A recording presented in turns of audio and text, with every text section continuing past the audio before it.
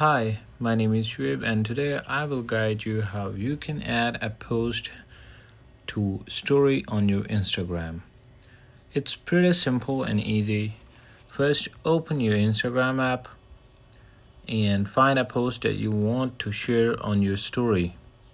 Now, click on this arrow button to see options. Now, on this screen, tap on the first option, Add to Story.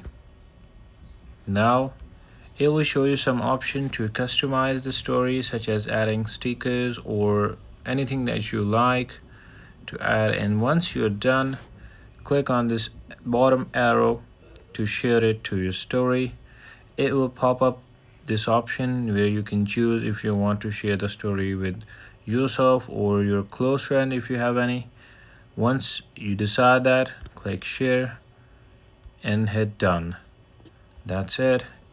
It's very simple. Now you can see that you have shared the story on your Instagram. I hope you found this video useful. If it, please like the video and subscribe to the channel.